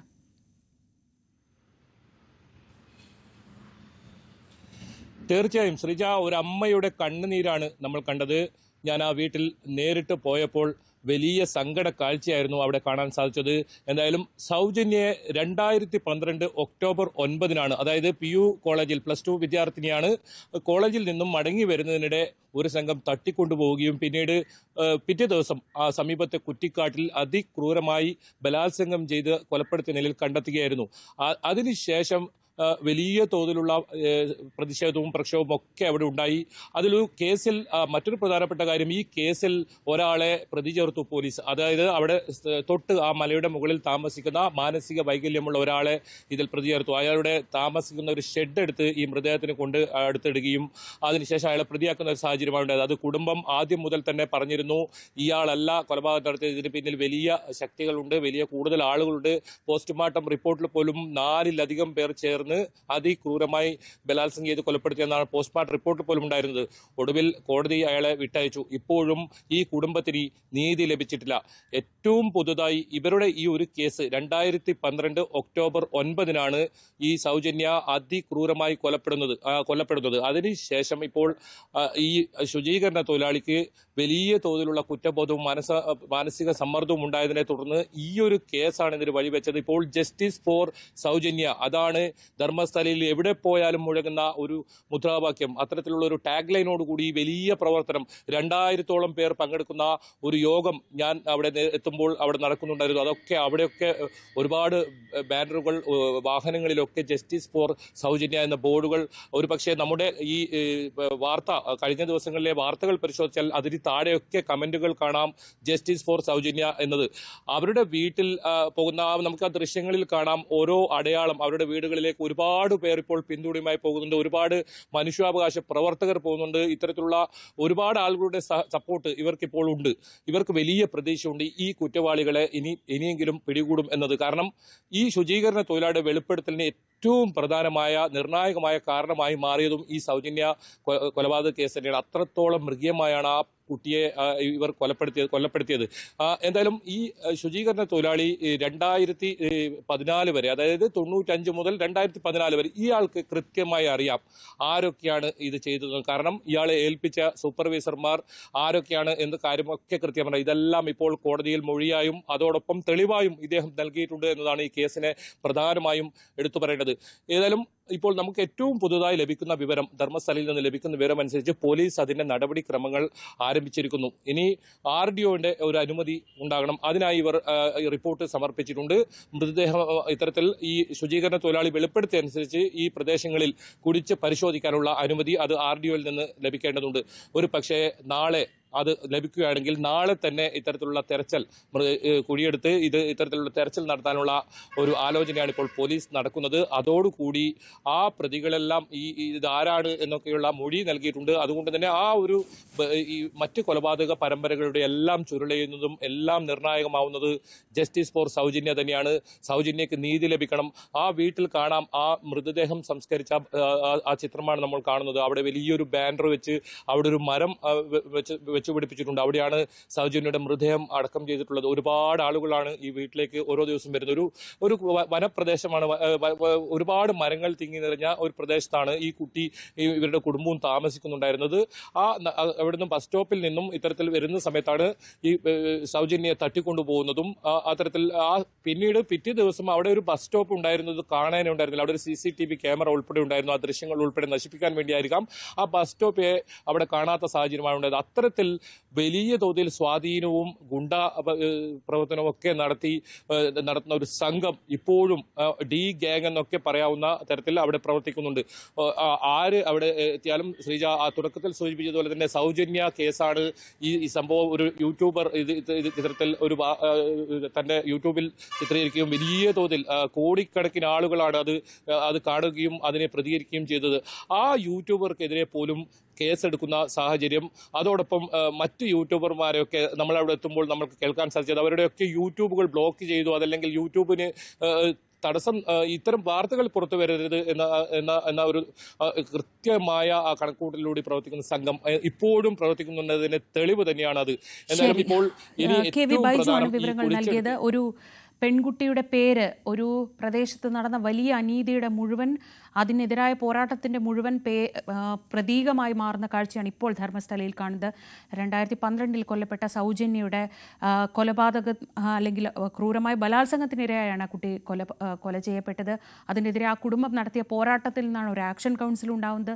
അതേ തുടർന്നാണ് ഇപ്പോൾ പതിയെ ഈ വാർത്തകൾ ഓരോന്നായി പുറത്തേക്ക് വന്നുകൊണ്ടിരിക്കുന്നത്. ഇനി നമ്മൾ മറ്റൊരു പ്രധാനപ്പെട്ട വാർത്തയിലേക്ക് പോകുന്നു. ഇന്നലെയാണ് അമിത് ഷാ അടുത്ത നിയമസഭാ തെരഞ്ഞെടുപ്പിൽ BJP കേരളം ഭരിക്കുമെന്നതടക്കമുള്ള വലിയ പ്രഖ്യാപനങ്ങൾ നടത്തിയത്. അതിനിതാ തൊട്ടു പിന്നാലെ സി സദാനന്ദൻ മാസ്റ്റർ രാജ്യസഭയിലേക്ക് പോകുന്നു എന്ന വാർത്ത കൂടി വരുന്നു. കേന്ദ്ര സർക്കാർ നേരിട്ട് നോമിനേറ്റ് ചെയ്തിരിക്കുകയാണ് സി സദാനന്ദൻ മാസ്റ്ററെ. രഞ്ജിത്ത് രാമചന്ദ്രൻ വിവരങ്ങളുമായി. രഞ്ജിത്ത്, സി സദാനന്ദൻ മാസ്റ്റർ കേരളത്തിലെ BJPയെ സംബന്ധിച്ച് വളരെ പ്രധാനപ്പെട്ട ഒരു പേരാണ്. രാഷ്ട്രീയ അക്രമത്തിനിരയായി 2 കാലുകളും നഷ്ടപ്പെട്ട അദ്ദേഹത്തെ എപ്പോഴും ഒരു പ്രതീകമായി തന്നെയാണ് BJP മുന്നോട്ട് വെക്കാറുള്ളത്. ഇപ്പോൾ ഇതാ സംസ്ഥാന vice president C Sadanandan master രാജ്യസഭയിലേക്ക് എന്ന വാർത്ത വരുന്നു. എന്തൊക്കെയാണ് വിശദാംശങ്ങൾ? ഏറെ അത്ഭുതകരമായ ഒരു തീരുമാനമാണ് ശ്രീജ ഇപ്പോൾ ഉണ്ടായിരിക്കുന്നത്. സദാനന്ദൻ മാസ്റ്റർ നമുക്കറിയാം 1994 അദ്ദേഹത്തിന്റെ 2 കാലുകളും CPM-ന്റെ ആക്രമണത്തിൽ, CPM പ്രവർത്തകരുടെ ആക്രമണത്തിൽ നഷ്ടപ്പെട്ടത്. ഇതുമായി ബന്ധപ്പെട്ട് ഈ കഴിഞ്ഞ മെയ് മാസത്തിലാണ് ആ ശിക്ഷ ശരിവെക്കുകയും ഹൈക്കോടതിയുടെ ഭാഗത്തു നിന്ന് 7 CPM പ്രവർത്തകർക്കുള്ള ശിക്ഷ ശരിവെക്കുകയും മറ്റും ചെയ്തത്. ഇതുമായി ബന്ധപ്പെട്ട് നിരവധി പ്രതികരണങ്ങളും ഒക്കെ കേരളത്തിന്റെ രാഷ്ട്രീയ സമൂഹത്തിൽ ഉണ്ടായിരുന്നു. നാഷണൽ ടീച്ചേഴ്സ് യൂണിയന്റെ കേരള സംസ്ഥാന വൈസ് പ്രസിഡന്റ് ആണ്. സംഘടന മുഖപത്രമായ ദേശീയ അധ്യാപക വാർത്തയുടെ എഡിറ്ററും കൂടിയാണ് അദ്ദേഹം. RSSന്റെ ദൈക്ഷണിക വിഭാഗമായ ഭാരതീയ വിചാര കേന്ദ്രത്തിന്റെ പ്രവർത്തനങ്ങളിലും അദ്ദേഹം സജീവമാണ്. അത്തരത്തിൽ നമുക്കറിയാം കൂത്തുപറമ്പിൽ നിന്ന് കഴിഞ്ഞ നിയമസഭാ തെരഞ്ഞെടുപ്പിൽ അദ്ദേഹത്തിന് സീറ്റ് നൽകുകയും മത്സരിപ്പിക്കുകയും മറ്റും ചെയ്തിരുന്നു. 2 കാലുകളും അറ്റ ഒരു മനുഷ്യനാണ് അദ്ദേഹം. കൂത്തുപറമ്പ് നിയമസഭാ മണ്ഡലത്തിൽ ഉടനീളം നടന്ന് പ്രവർത്തനങ്ങൾ നടത്തുകയും പ്രചരണം നടത്തുകയും മറ്റും ചെയ്തതൊക്കെ അന്ന് കണ്ടതാണ്. വളരെ അത്ഭുതകരമായ, അല്ലെങ്കിൽ വളരെ രാഷ്ട്രീയ കേരളം വളരെ കൗതുകത്തോടെ കണ്ട ഒരു തീരുമാനമായി തന്നെ ഇതിനെ കാണാം. പ്രത്യേകിച്ചും അദ്ദേഹത്തെ പോലെ അക്രമ രാഷ്ട്രീയത്തിന്റെ ഇരയായ ഒരാളെ BJP അംഗീകരിച്ചിരിക്കുന്നു. പ്രത്യേകിച്ചും രാജ്യസഭാ സീറ്റ് പോലെ വളരെ പ്രധാനപ്പെട്ട ഒരു സ്ഥാനത്തേക്ക് എത്തിച്ചിരിക്കുന്നു. കഴിഞ്ഞ ദിവസം നടന്ന പുനഃസംഘടനയിൽ BJPയുടെ 10 വൈസ് പ്രസിഡന്റുമാരിൽ ഒരാളായി ശ്രീ സദാനന്ദൻ മാസ്റ്ററെ തെരഞ്ഞെടുത്തിരുന്നു. അതുതന്നെ തനിക്ക് വലിയ അംഗീകാരമാണ് എന്നും അദ്ദേഹം അന്ന് പ്രതികരിച്ചത് നമ്മൾ കണ്ടതാണ്.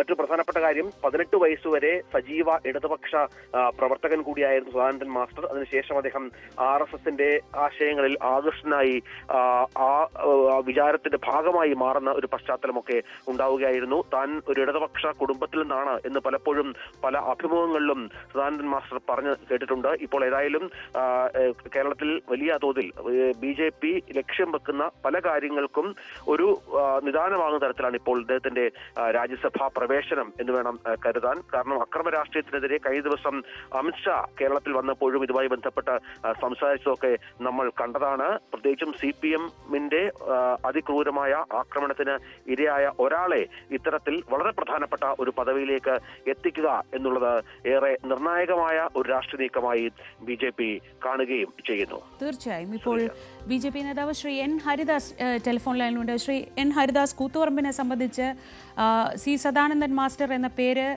വളരെ വളരെ പ്രധാനപ്പെട്ടതാണ് BJPക്ക്. അങ്ങനെ ഒരാളെ അപ്രതീക്ഷിതമായി തന്നെ രാജ്യസഭയിലേക്ക് സർക്കാർ നോമിനേറ്റ് ചെയ്യുന്നു എന്ന വാർത്തയോടെയാണ് ഈ ദിവസം തുടങ്ങുന്നത്. എങ്ങനെ പ്രതികരിക്കുന്നു താങ്കൾ? കണ്ണൂരിന്റെ ആക്രമത്തിന്റെ ഇരയാണ് സദാനന്ദ മാസ്റ്റർ. നിഷ്കളങ്കനായിട്ടുള്ള പിഞ്ചു കുഞ്ഞുങ്ങൾക്ക് അദ്ദേഹം നൽകിയിട്ടുള്ള അറിവും അദ്ദേഹത്തിന്റെ കാഴ്ചപ്പാടുകളും ഈ രാജ്യത്തോടുള്ള കടപ്പാടും ബോധ്യപ്പെടുത്തുന്ന രീതിയിലുള്ള പ്രവർത്തനം നടത്തുന്നതിനിടയിലാണ് ഈ ഒരു ദാരുണമായിട്ടുള്ള കൃത്യം മാർക്സിസ്റ്റ് പാർട്ടി നിർവഹിച്ചിട്ടുള്ളത്. നിരവധി ആളുകളെ നിഷ്കളങ്കരായ ആളുകളെ വകയിരുത്തിയ ഒരു പ്രദേശമാണ് കണ്ണൂർ. കണ്ണൂരിലെ അക്രമ രാഷ്ട്രീയം എന്നത് മാർക്സിസ്റ്റ് കോട്ടകളിൽ മറ്റ് പ്രത്യയശാസ്ത്രങ്ങൾ വരരുത് എന്ന ചിന്താഗതിയോട് പ്രവർത്തിക്കുന്ന മാർക്സിസ്റ്റ് പാർട്ടിയുടെ സമുന്നതരായ നേതാക്കന്മാരുടെ അറിവോട് നടന്ന അക്രമങ്ങളാണ്. അതിന്റെ ഇരയാണ് സദാനന്ദ മാസ്റ്റർ. ആ കണ്ണൂരിന് കേന്ദ്ര സർക്കാർ ചേർത്ത് പിടിച്ചിരിക്കുന്നത് പ്രധാനമന്ത്രി പ്രാധാന്യം നൽകിയിരിക്കുന്നു എന്നതാണ് ഇതിലൂടെ കാണാൻ സാധിക്കുന്നത്. കാരണം 2 കാലുകളും ഇല്ലാത്ത സമയത്ത് പോലും അദ്ദേഹത്തെ വെട്ടിയവരോടും അദ്ദേഹത്തിന്റെ കാലുകൾ എടുത്തവരോടും അദ്ദേഹം കാണിച്ചിട്ടുള്ള ഒരു മനോഭാവമുണ്ട്. കാരണം അദ്ദേഹത്തിന്റെ ഗൃഹപ്രവേശന സമയത്ത് പോലും അവരെയൊക്കെ ക്ഷണിച്ചുകൊണ്ട് തന്നെ അദ്ദേഹം ഈ മാർക്സിസ്റ്റ് പാർട്ടിയുടെ ഈ ക്രൂരതയ്ക്കെതിരായിട്ട് അതേ രീതിയിൽ പ്രതികരിക്കുന്ന ഒരു സമൂഹത്തെ വാർത്തെടുക്കുന്നതിന് വേണ്ടിയിട്ടുള്ള അദ്ദേഹം ചിന്തിച്ചത്. അദ്ദേഹം നമ്മുടെ സമൂഹത്തിലെ സമാധാനവും കാക്ഷിക്കുന്ന ആളുകൾക്ക് ഒരു മെസ്സേജാണ് കൊടുത്തിട്ടുള്ളത്. നാടിന്റെ വികസനത്തിന് വേണ്ടിയിട്ടാണ് അദ്ദേഹം പ്രവർത്തിച്ചിട്ടുള്ളത്. ഇതുവരെ സംഘടനാ തലത്തിലുള്ള നിരവധി ചുമതലകളാണ് സദാനന്ദ മാസ്റ്റർ വഹിച്ചിട്ടുള്ളത്. ഏറ്റവും ജനപ്രിയനായിട്ടുള്ള കണ്ണൂരിലെ നേതാവാണ്. ഈ സാധാരണ പ്രവർത്തകന്മാരുടെ ഏറെ അദ്ദേഹം നെഞ്ചേർത്തിയിട്ടുള്ള ഒരു നേതാവാണ് അദ്ദേഹം. അദ്ദേഹത്തിന്റെ ഇരു കാലുകൾ നഷ്ടപ്പെട്ടിട്ട് പോലും അദ്ദേഹം അടങ്ങിയിരുന്നിട്ടില്ല. അദ്ദേഹം നമ്മുടെ സമൂഹത്തെ നയിക്കുന്നതിന് വേണ്ടി, നാടിന്റെ വികസനത്തിന് വേണ്ടി, സംഘടനയെ വളർത്തുന്നതിന് വേണ്ടിയിട്ടുള്ള നിതാന്ത പരിശ്രമം നടത്തിയ ഒരു വ്യക്തിത്വം കൂടിയാണ് അദ്ദേഹം. ഇനിയൊരു വലിയൊരു ചുമതലയിലേക്ക് വരികയാണ്. നമ്മുടെ നാടിന്റെ വികസനത്തെ പറ്റി ചിന്തിക്കാൻ പറ്റി എല്ലാവരെയും ചേർത്ത് പിടിച്ചുകൊണ്ട് എല്ലാ പ്രദേശങ്ങളിലും വികസനം എത്തിക്കുന്നതിന് വേണ്ടിയിട്ടുള്ള കാഴ്ചപ്പാടുകൂടി അദ്ദേഹം പ്രവർത്തിക്കുമെന്ന് പ്രത്യാശിക്കും ഞങ്ങളൊക്കെ. കാരണം അദ്ദേഹത്തിന് അത് കഴിവുണ്ട്, അദ്ദേഹം ആ രീതിയിലുള്ള മനസ്സുണ്ട് അദ്ദേഹത്തിന് ചിന്തിക്കാൻ. ഒരു പ്രത്യേക രാഷ്ട്രീയ പാർട്ടിയിൽ സങ്കുചിതമായി അടങ്ങിയിരിക്കുന്ന ആ വ്യക്തിത്വമല്ല അദ്ദേഹത്തിൻ്റെത്. അദ്ദേഹം എല്ലാവരെയും ചേർത്ത് പിടിക്കുന്ന, എല്ലാവരോടും സ്നേഹനിർഭരമായ പ്രവർത്തനം നടത്തുന്ന, ഒരു ക്രൂരത പോലും, ഒരു കട്ടുറുമ്പിനെ പോലും നോവിക്കരുത് എന്ന് ആത്മചിന്തയോട് പ്രവർത്തിക്കുന്ന ആളാണ് അദ്ദേഹം. അതുകൊണ്ട് തന്നെ അദ്ദേഹത്തിന്റെ ഈ ചേർത്ത് പിടിച്ചിട്ടുള്ള കേന്ദ്ര സർക്കാരും പ്രധാനമന്ത്രി കഴിഞ്ഞ ദിവസം അദ്ദേഹത്തെ വിളിച്ചു, ഇങ്ങനെ ഒരു ചുമതലയിലേക്ക്, നിങ്ങൾ വലിയൊരു ചുമതലയിലേക്ക് വരുന്നുണ്ട് എന്ന് പറഞ്ഞപ്പോൾ തന്നെ അദ്ദേഹത്തിന് അറിയാമായിരുന്നു ഇങ്ങനെയൊരു കേന്ദ്ര സർക്കാരിന്റെ ഒരു തീരുമാനം കണ്ണൂരിലേക്ക് എത്തിയിട്ടുണ്ട് എന്ന് അദ്ദേഹത്തെ എനിക്ക് തോന്നുന്നത് ഇതിന്റെ ഒരു മെസ്സേജ് എന്ന് പറയുന്നത് ഏറ്റവും ശ്രദ്ധേയമാവുന്നത് ആർക്കൊക്കെ ഒപ്പമാണ് അദ്ദേഹത്തെ നോമിനേറ്റ് ചെയ്തിരിക്കുന്നത് എന്നാണ്. മുൻ വിദേശകാര്യ സെക്രട്ടറി, മുംബൈ ഭീകരാക്രമണ കേസിലെ സ്പെഷ്യൽ പ്രോസിക്യൂട്ടർ, പ്രശസ്ത ചരിത്രകാരിയായ മീനാക്ഷി ജെയിൻ, ഇവർക്കൊപ്പമാണ് ഒരുപക്ഷെ ഒരു സാധാരണ പ്രവർത്തകൻ എന്നൊക്കെ പറയാവുന്ന തരത്തിൽ കണ്ണൂരിൽ. ശരി, ഇപ്പോൾ അദ്ദേഹം തന്നെ നേരിട്ട് നമ്മളോടൊപ്പം ടെലിഫോൺ ലൈനിലുണ്ട്. അഭിനന്ദനങ്ങൾ ശ്രീ സി സദാനന്ദൻ മാസ്റ്റർ. ഇങ്ങനെ ഒരു വലിയ പദവിയിലേക്ക് അല്ലെങ്കിൽ വലിയൊരു ചുമതലയിലേക്കാണ് രാഷ്ട്രപതി തന്നെ നേരിട്ട് നോമിനേറ്റ് ചെയ്യുന്നത്. എന്താണ് ആദ്യ പ്രതികരണം? സന്തോഷം. ന്യൂസ് 18 ചാനലിന് എല്ലാ തരത്തിലും നന്ദി അറിയിക്കുന്നു. ഈ കാര്യത്തിൽ പാർട്ടിയുടെ ദേശീയ നേതൃത്വം കേരളത്തോട് കാണിക്കുന്ന പ്രത്യേക താല്പര്യവും കരുതലും, കേരളത്തിലെ പാർട്ടി പ്രവർത്തകരോട് ദേശീയ നേതൃത്വം അനുവർത്തിക്കുന്ന ജാഗ്രതയും അവരോടുള്ള വാത്സല്യവും പ്രകടമാക്കുന്ന ഒരു തീരുമാനമാണ് കേന്ദ്ര സർക്കാരിൻ്റെതായി വന്നത് എന്നതാണ് ആദ്യമായിട്ട് എനിക്ക് പറയാനുള്ളത്. പൊതുവെ കേരളത്തിൽ പാർട്ടിയുടെ പ്രവർത്തനങ്ങൾക്ക് ശക്തി പകരാനും കേരളത്തിലെ പൊതുസമൂഹത്തിന് നന്മ ചെയ്യാൻ സാധിക്കുന്ന പ്രവർത്തനങ്ങളിൽ ഏർപ്പെടാനുമുള്ള അവസരമായിട്ടാണ് ഇത് കാണുന്നത്. പാർട്ടി ജനങ്ങൾക്ക് നൽകുന്ന സന്ദേശം വികസിത കേരളം എന്നുള്ളതാണ്. ആ സങ്കല്പത്തിലേക്ക് കേരളത്തെ ഉയർത്താൻ സാധിക്കുന്ന കർമ്മ പരിപാടികൾ പാർട്ടിക്ക് ആവിഷ്കരിച്ച് നടപ്പിലാക്കാനുള്ള അവസരം കൂടിയായിട്ട് ഈ ഒരു നിർദ്ദേശത്തെ ഞാൻ സ്വീകരിക്കുകയാണ് സന്തോഷപൂർവ്വം. കഴിഞ്ഞ ദിവസമാണ് BJP വൈസ് പ്രസിഡന്റ് സ്ഥാനത്തേക്ക് അങ്ങേ തീരുമാനിക്കുന്നത്. ഇതാ തൊട്ടു പിന്നാലെ ഇങ്ങനൊരു പ്രധാനപ്പെട്ട ഉത്തരവാദിത്വം കൂടി ഏൽപ്പിക്കുകയാണ്. പാർട്ടി താങ്കളെ എത്രത്തോളം കരുതലോടെ കാണുന്നു എന്നത് ഏതൊരു സാധാരണക്കാരനും മനസ്സിലാവുന്നുണ്ട്. അത് നൽകുന്ന ഒരു ആത്മവിശ്വാസം, ഒരു സാധാരണ പ്രവർത്തകൻ എന്ന നിലയ്ക്ക് കൂടി അങ്ങേക്ക് നൽകുന്ന ആത്മവിശ്വാസം എത്രത്തോളം ഉണ്ട്? തീർച്ചയായിട്ടും എന്നെ സംബന്ധിച്ചിടത്തോളം വ്യക്തിപരമായ ചില പരിമിതികൾ ഞാൻ അനുഭവിക്കുന്നുണ്ട്. എങ്കിലും ആ പരിമിതികളൊന്നും പ്രവർത്തനത്തിനോ അല്ലെങ്കിൽ ജനസേവനത്തിനോ തടസ്സമാകാത്ത തരത്തിലുള്ള സാമൂഹ്യ സാഹചര്യം ഒരുക്കുന്നതിൽ പാർട്ടി എന്നും ശ്രദ്ധാലുവാണ്. പാർട്ടി പ്രവർത്തകരും പാർട്ടി നേതൃത്വവും ഒക്കെ ആ നിലയ്ക്ക് തികഞ്ഞ കരുതലോടെയാണ് എന്നോടുള്ള സമീപനം. ആ നിലയ്ക്ക് ഈ ഒരു നാമനിർദ്ദേശത്തെയും അങ്ങനെ തന്നെയാണ് കാണുന്നത്. പക്ഷെ അതൊരു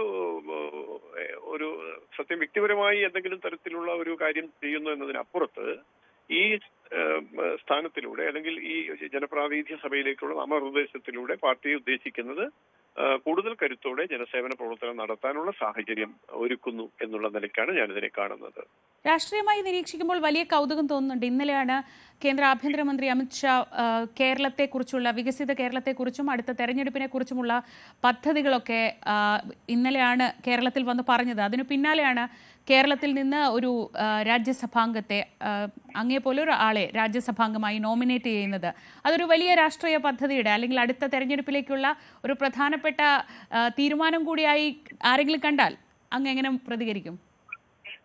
സ്വാഭാവികമാണ്, അങ്ങനെ ആളുകൾ കാണുന്നതിൽ അവരെ തെറ്റു പറയാൻ കഴിയില്ല. പക്ഷെ ഒരു കാര്യമുണ്ട്, പാർട്ടിയെ സംബന്ധിച്ച് കേവലം തെരഞ്ഞെടുപ്പ് നേട്ടത്തിന് വേണ്ടിയുള്ള ചില നീക്കങ്ങൾ എന്നതിനപ്പുറത്ത് ആത്മാർത്ഥമായ ഒരു സമീപനം ഇതിന്റെ പിന്നിലുണ്ട് എന്ന് നമ്മൾ കാണണം. അത് ഈ പറഞ്ഞത് ഞാൻ നേരത്തെ സൂചിപ്പിച്ചതുപോലെ വികസിത കേരളം, അത് ഞങ്ങളെ സംബന്ധിച്ചൊരു ജീവിത മന്ത്രമായി സ്വീകരിച്ചിരിക്കുകയാണ് പാർട്ടി പ്രവർത്തകർ മുഴുവൻ.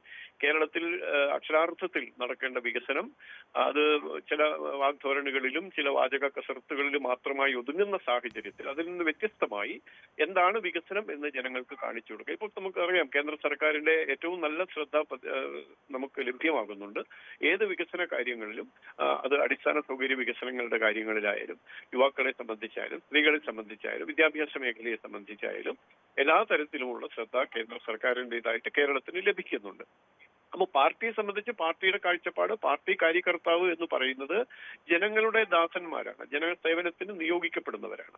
അപ്പൊ ആ ജനസേവനത്തിന് നിയോഗിക്കപ്പെടുമ്പോൾ ഈ തരത്തിൽ ജനപ്രാതിനിധ്യ സഭയിലേക്കുള്ള പ്രവേശനത്തിലൂടെ അതിന് കുറച്ചുകൂടി ശക്തി പകരുന്ന ഒരു നയം എന്ന നിലയ്ക്കാണ് പാർട്ടി കാണുന്നത്. ആ നിലയ്ക്ക് തന്നെയാണ് പാർട്ടി ഇത്തരം കാര്യങ്ങളിൽ നിശ്ചയിക്കുന്നത്. ഇപ്പൊ കേരളത്തെ സംബന്ധിച്ച് അമിത്ഷാജിയുടെ വരവ്, പാർട്ടിയിലെ കേരളത്തിലെ സംസ്ഥാന ഭാരവാഹികളുടെ നിശ്ചയം, ഇതെല്ലാം യാദൃശ്ചികമായി ഒരുമിച്ച് സംഭവിച്ചു എന്നതാണ് അതിനെ സംബന്ധിച്ച് കാണാൻ കഴിയും.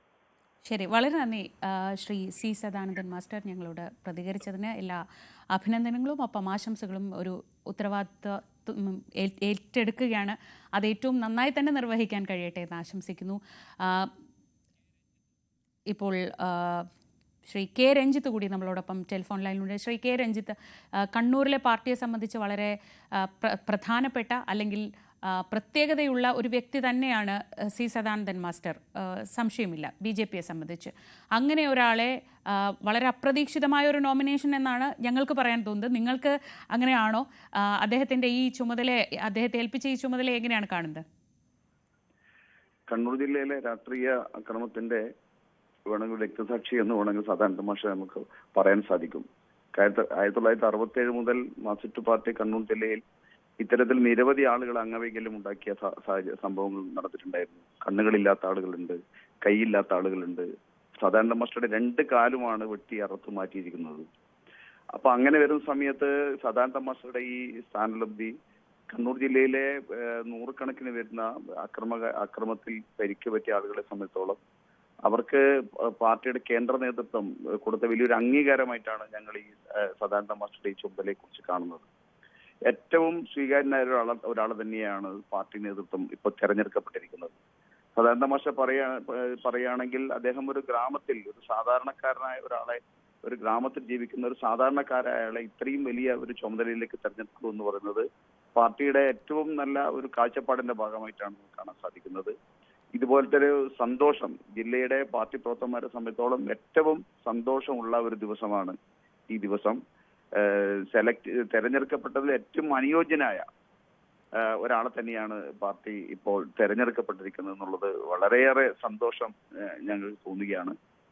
ഒരുപാട് ആളുകൾ ഇത്തരത്തിലുള്ള അക്രമത്തിൽ പരിക്കുപറ്റി കണ്ണൂർ ജില്ലയിൽ ജീവിക്കുന്ന രക്തസാക്ഷികൾ, അതിൽ ഏറ്റവും അഗ്രഗണ്യനായ ഒരാളെ തന്നെയാണ് സെലക്ട് ചെയ്തിരിക്കുന്നത്. അദ്ദേഹത്തിന് 2 കാലുകൾ നഷ്ടപ്പെട്ടിട്ടും അദ്ദേഹം പൂർണ്ണസമയ സംഘപ്രവർത്തകനായും അത് പിന്നീട് BJPയുടെ വിവിധ ചുമതലകളിൽ കേരളത്തിൽ അങ്ങോളം ഇങ്ങോളം ഇന്നും അദ്ദേഹത്തിന് ഒരുപാട് പരിമിതികളുണ്ട്. യാത്ര ചെയ്യാനുള്ള പരിമിതികളുണ്ട്, നടക്കാനുള്ള പരിമിതികളുണ്ട്, എല്ലാം ഉണ്ടെങ്കിലും സംഘമാണ് ജീവിതത്തിൽ ഏറ്റവും വലിയ ഒന്ന് എന്ന് കണക്കാക്കിക്കൊണ്ട് ആദർശത്തിന് വേണ്ടി പ്രവർത്തിക്കുന്ന ഒരാളാണ് സദാനന്ദൻ മാസ്റ്റർ. സദാനന്ദൻ മാസ്റ്ററെ തെരഞ്ഞെടുക്കപ്പെട്ടതിൽ വളരെയേറെ സന്തോഷം ഉണ്ട്, വ്യക്തിപരമായും കണ്ണൂർ ജില്ലയിലെ പ്രവർത്തകന്മാരെ സംബന്ധിച്ചോളം എല്ലാം തന്നെ. ഏറ്റവും ശ്രദ്ധേയമായ ഒരു കാര്യം, ഒരു കേരളത്തെ സംബന്ധിച്ചൊരു രാഷ്ട്രീയ പദ്ധതിയൊക്കെ ഇന്നലെ പ്രഖ്യാപിച്ചതേ ഉള്ളൂ. അതിന് പിന്നാലെയാണ് ഇങ്ങനെയൊരു തീരുമാനം. അതായത് സാധാരണഗതിയിൽ നമ്മൾ പ്രതീക്ഷിക്കുന്ന ചില നേതാക്കളുടെ പേരൊക്കെ ഉണ്ട്. ആ പേരുകളൊക്കെ വിട്ട് ഒരു ഏറ്റവും സാധാരണ നിലയിൽ ജീവിക്കുന്ന ഒരു അധ്യാപകനായി തുടങ്ങി ഇങ്ങനൊരു ജീവിക്കുന്ന രക്തസാക്ഷിയായി തന്നെ ഉള്ള ഒരാൾ, അതുപോലൊരാളെ ഇങ്ങനെ ഒരു പദവിയിലേക്ക് നിയോഗിക്കുമ്പോൾ സ്വാഭാവികമായും അത് ആ നാട്ടിൽ ഉണ്ടാക്കുന്ന ചലനങ്ങളുണ്ട്, അല്ലെങ്കിൽ സംസ്ഥാനത്തെ BJP പ്രവർത്തകർക്കിടയിൽ ഉണ്ടാക്കുന്ന ചലനങ്ങളുണ്ട്. അപ്പോൾ തെരഞ്ഞെടുപ്പ് തന്നെയാണ് പ്രധാനപ്പെട്ട ലക്ഷ്യം അല്ലേ? അങ്ങനെയൊന്നും പറയാൻ പറ്റത്തില്ല. കാരണം കണ്ണൂർ ജില്ലയിൽ സദാനന്ദൻ മാസ്റ്റർ ഈ പദവിയിലേക്ക് തെരഞ്ഞെടുക്കുന്ന സമയത്ത് നമുക്ക് കണ്ണൂർ ജില്ലയിലെ പാർട്ടി പ്രവർത്തകന്മാർക്ക് വലിയൊരു ആത്മവിശ്വാസം നൽകിയാണ്. മാത്രമല്ല, നേരത്തെ സൂചിപ്പിച്ചതുപോലെ ഒരു ഗ്രാമത്തിൽ നിന്നും സാധാരണക്കാരെ ആളുകളാണ്. നമുക്ക് വേണമെങ്കിൽ CPM-നോ കോൺഗ്രസിനോ ഇത് സ്വപ്നം പോലും കാണാൻ സാധിക്കാത്ത തീരുമാനമാണിത്. അവർക്കൊന്നും അവരുടെ പാർട്ടി പ്രവർത്തകന്മാരെ സംബന്ധിച്ചോളം ഇത് സ്വപ്നം പോലും കാണാൻ സാധിക്കില്ല. പാർട്ടി എത്രത്തോളം ഈ സാധാരണക്കാരായ ആളുകളെയും അതുപോലെ തന്നെ അക്രമത്തിന് ഇരയായവരെയും എങ്ങനെ ചേർത്ത് പിടിക്കുന്നു എന്നുള്ളതിന്റെ ഏറ്റവും വലിയ ഉദാഹരണമായിട്ട് നമുക്ക് സദാനന്ദൻ മാസ്റ്ററുടെ ഈ സ്ഥാനാർത്ഥിയെ കാണാൻ സാധിക്കും. മാത്രമല്ല, കേരളത്തിൽ നേരത്തെ സൂചിപ്പിച്ചതുപോലെ തന്നെ തെരഞ്ഞെടുപ്പുണ്ട്, 2 തെരഞ്ഞെടുപ്പ് വരാൻ പോവുകയാണ്. വികസിത കേരളം എന്ന ഒരു വലിയൊരു മുദ്രാവാക്യം ഉയർത്തിപ്പിടിച്ചുകൊണ്ടാണ് പാർട്ടി മുന്നോട്ട് പോകുന്നത്. ഈ സമയത്ത് സാധാരണക്കാർക്ക് വികസനം എന്താണെന്ന് മനസ്സിലാക്കാനും അത് എത്തിക്കാനും സാധിക്കുന്ന രീതിയിൽ സാധാരണക്കാരായ ഒരാളെ തന്നെയാണ് തെരഞ്ഞെടുക്കപ്പെട്ടത് എന്നുള്ളത് വലിയൊരു സന്തോഷമാണ് നമ്മളെ സംബന്ധിച്ചോളം, കണ്ണൂർ ജില്ലയിലെ പ്രവർത്തകന്മാരെ സംബന്ധിച്ചോളം. ശരി, നന്ദി ശ്രീ കെ രഞ്ജിത്ത്. BJP സംസ്ഥാന സെക്രട്ടറി കെ രഞ്ജിത്താണ് നമ്മളോട് സംസാരിച്ചത്. BJP സംസ്ഥാന വൈസ് പ്രസിഡന്റ് C സദാനന്ദൻ മാസ്റ്ററെ രാജ്യസഭാ അംഗമായി രാഷ്ട്രപതി നോമിനേറ്റ് ചെയ്യുന്നു എന്ന വിവരങ്ങളാണ് ഇപ്പോൾ വരുന്നത്. 22 വർഷം മുൻപ് രാഷ്ട്രീയ ആക്രമണത്തിൽ 2 കാലുകളും നഷ്ടപ്പെട്ട ആളാണ് C സദാനന്ദൻ മാസ്റ്റർ. നിലവിൽ BJPയുടെ സംസ്ഥാന ഉപാധ്യക്ഷനാണ്. അദ്ദേഹത്തെയാണ് ഇപ്പോൾ നിയോഗിച്ചിരിക്കുന്നത്. മുൻ വിദേശകാര്യ സെക്രട്ടറി ശ്രിംഗ്ല, മുംബൈ ഭീകരാക്രമണ കേസിലെ സ്പെഷ്യൽ പബ്ലിക് പ്രോസിക്യൂട്ടറായ ഉജ്വൽ നിഗം, പ്രമുഖ ചരിത്രകാരിയായ മീനാക്ഷി ജെയിൻ എന്നിവർക്കൊപ്പമാണ് C സദാനന്ദൻ മാസ്റ്ററെ ഇപ്പോൾ രാജ്യസഭാംഗമായി നോമിനേറ്റ് ചെയ്തിരിക്കുന്നത്. മറ്റു വാർത്തകളിലേക്ക് വരാം ഇടവേളയ്ക്ക് ശേഷം.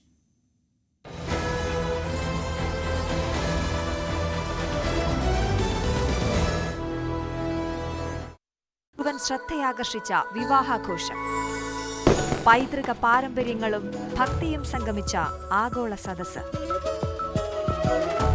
ഇന്ത്യയുടെ സുവർണ കാലഘട്ടത്തിന്റെ ഓർമ്മപ്പെടുത്തലായി അനന്ത് രാധിക വിവാഹം.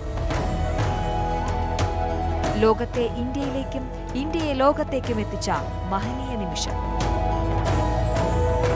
ബാൻഡ് ബാജ ഭാരത്. ന്യൂസ് 18 കേരളത്തിൽ.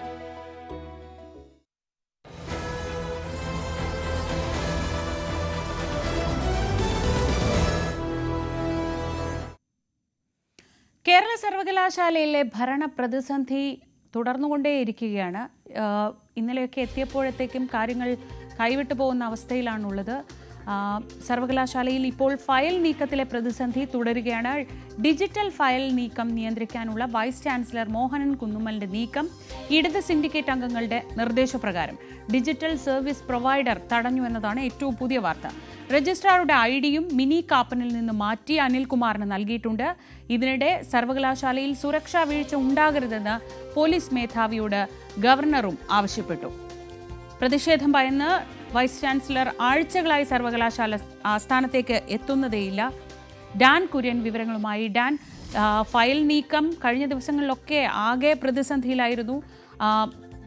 മിനി കാപ്പൻ അയക്കുന്നത് മാത്രം ഒപ്പിടുക, ആ രീതിയിൽ ഏറ്റവും മോശം സാഹചര്യത്തിലൂടെ പോകുമ്പോഴാണ് ഈ ഡിജിറ്റൽ ഫയൽ നീക്കത്തിലും ഇപ്പോൾ ഇടപെടൽ ഉണ്ടായിട്ടുള്ളത്. ഗവർണറുടെ നേരിട്ടുള്ള ഒരു ഇടപെടലിലേക്ക് കാര്യങ്ങൾ പോകുമോ? അതല്ലാതെ ഈ പ്രശ്നങ്ങൾ പരിഹരിക്കാൻ എന്തെങ്കിലും ഒരു സാധ്യത കാണുന്നുണ്ടോ?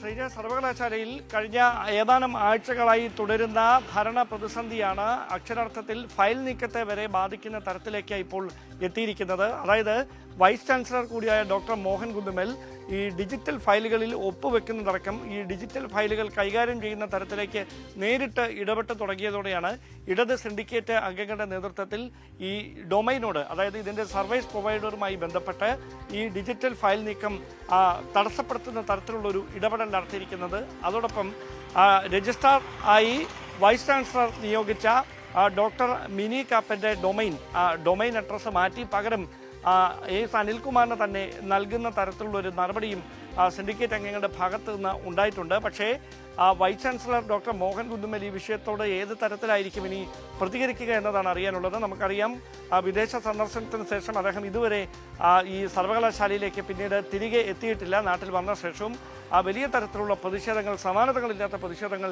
കഴിഞ്ഞ ഏതാനും ആഴ്ചകളായി കേരള സർവകലാശാല ആസ്ഥാനത്ത് വൈസ് ചാൻസലർക്കെതിരെ നടന്നുകൊണ്ടിരിക്കുകയാണ്. ഒരുപക്ഷെ ആ പ്രതിഷേധങ്ങളുടെ ഒരു മൂർധന്യത്തിൽ സർവകലാശാല ആസ്ഥാനത്തേക്ക് എത്തണ്ട എന്നൊരു നിർദ്ദേശത്തിന്റെ അടിസ്ഥാനത്തിലായിരിക്കാം അദ്ദേഹം അവിടേക്ക് എത്താതിരിക്കുന്നത് ഔദ്യോഗിക കൃത്യനിർവഹണത്തിന് വേണ്ടി എന്നാണ് നമുക്ക് മനസ്സിലാക്കാൻ കഴിയുന്നത്. അതിനിടയിലാണ് ഗവർണർ രാജേന്ദ്ര വിശ്വനാഥ് അർലേക്കർ സംസ്ഥാന പോലീസ് മേധാവി റവാഡ ചന്ദ്രശേഖറിന് സർവകലാശാലയിൽ ഒരു തരത്തിലുള്ള സുരക്ഷാ വീഴ്ചയും ആവർത്തിക്കാൻ പാടില്ല എന്ന കർശനമായ നിർദ്ദേശം നൽകിയിരിക്കുന്നത്. കഴിഞ്ഞ 4 ദിവസം മുമ്പ് SFI പ്രവർത്തകർ സർവകലാശാലയുടെ പ്രധാന കവാടം ഉപരോധിച്ചുകൊണ്ട് നടത്തിയ പ്രതിഷേധം വലിയ തരത്തിൽ പോലീസിനെതിരായ വിമർശനങ്ങൾക്ക് വഴിവെക്കുന്ന സാഹചര്യമുണ്ടായിരുന്നു. അതുകൂടി കണക്കിലെടുത്തുകൊണ്ടാണ് ചാൻസലർ കൂടിയായ ഗവർണറുടെ ഇടപെടൽ ഈ വിഷയത്തിൽ ഉണ്ടാകുന്നത്. ഇനി ഏതെങ്കിലും തരത്തിൽ, അതായത് ഈ പ്രതിഷേധം ഇങ്ങനെ തന്നെ കനക്കുന്ന ഒരു സാഹചര്യം ഉണ്ടായാൽ, അവിടുത്തെ ഭരണ സംവിധാനങ്ങളെ അത് അനിശ്ചിതത്വത്തിലാക്കുന്ന ഒരു പശ്ചാത്തലം ഉണ്ടായാൽ അവിടെ നേരിട്ടുള്ള ഗവർണറുടെ ഒരു ഇടപെടൽ ഉണ്ടാകും.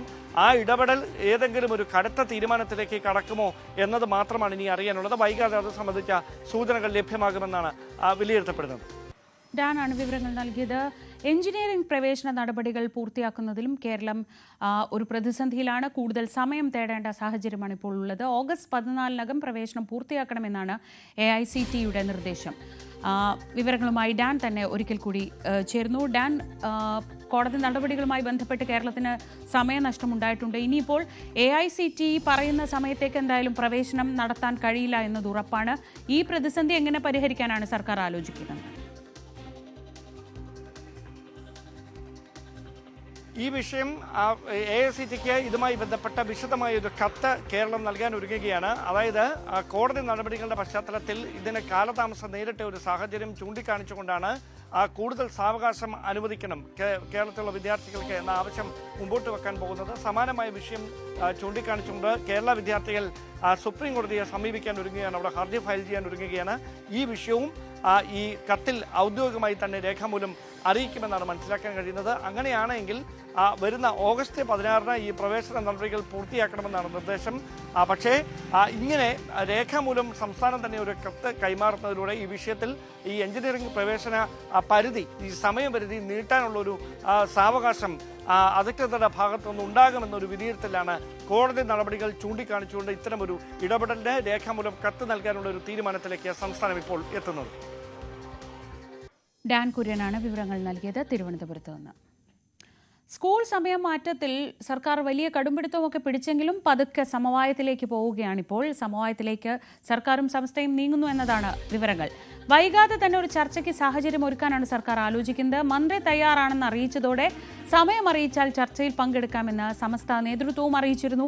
MS അനീഷ് കുമാർ വിവരങ്ങളുമായി.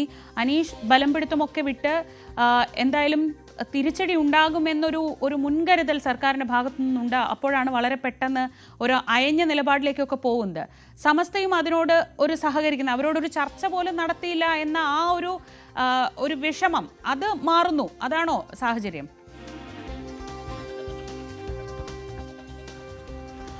തീർച്ചയായും ശ്രീജ, കഴിഞ്ഞ കുറച്ച്